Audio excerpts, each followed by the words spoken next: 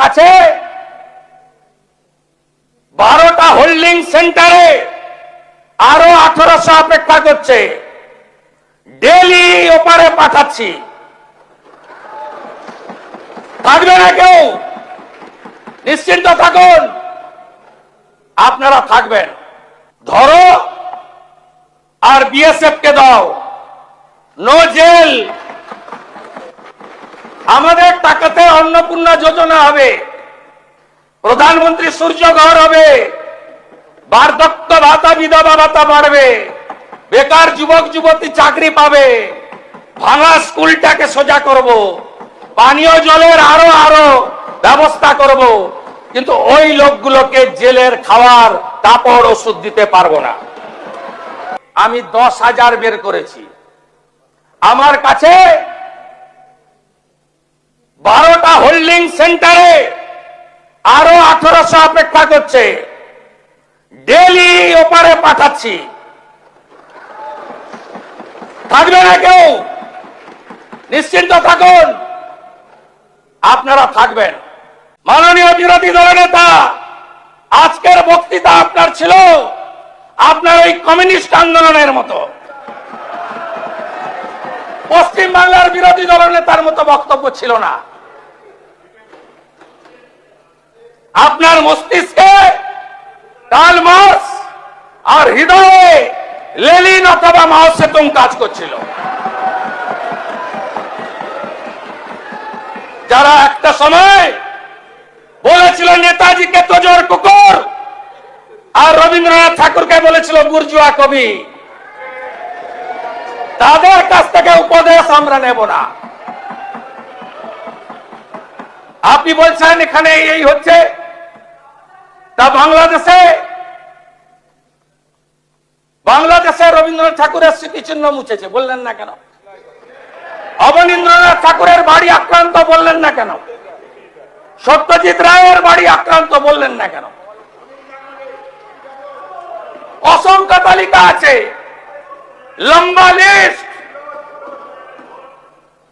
আপনাদের কেউ কেউ বলেছেন এসআইআর, কারা অনুপ্রবেশকারী কারা ভারতীয়, একদম ক্রিস্টাল ক্লিয়ার।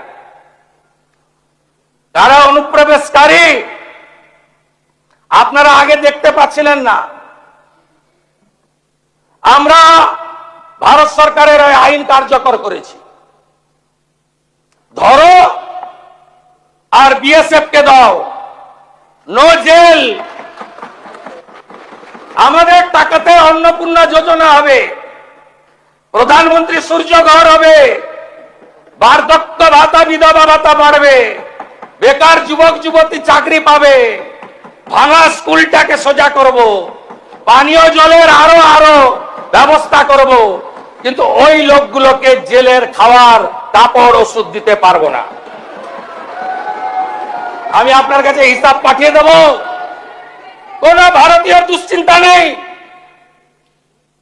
কোন ভারতীয়কে এতটুকু চিন্তা করতে হবে না।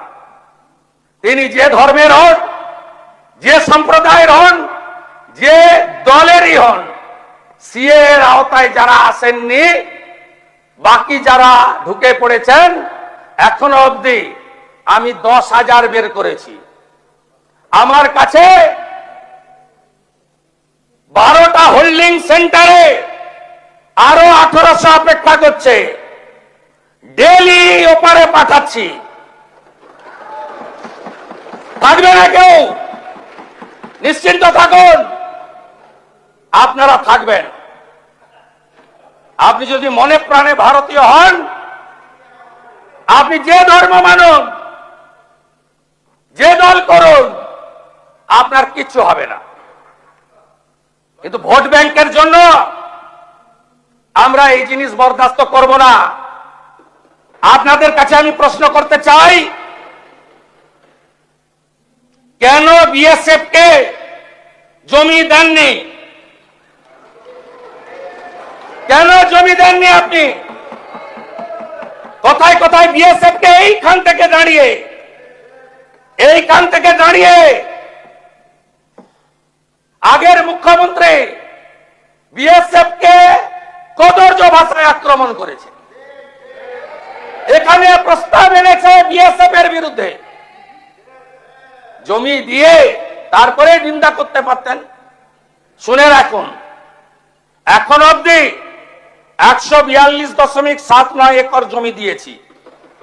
কোচবিহার 22.95, জলপাইগুড়ি 35.165, দার্জিলিং 8.815, সব মিলিয়ে এই 600 কিলোমিটার এলাকা কয়েক মাসের মধ্যে একদম বেড়া তৈরি হয়ে যাবে। তার আগে যারা পালাতে চান পালিয়ে যান, আমার ডাকে সাড়া দিয়ে হাকিমপুর দিয়ে অনেকেই পালিয়েছে। বাকি যদি আপনাদের পরিচিত কেউ থাকে তাদেরকে বলুন তাড়াতাড়ি চলে যাওয়ার জন্য। রাষ্ট্রের সুরক্ষা,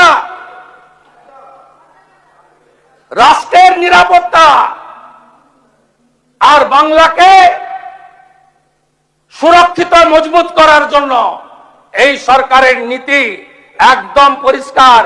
এই বিষয়ে আঙ্গুল তুললেই জসমিন দেশে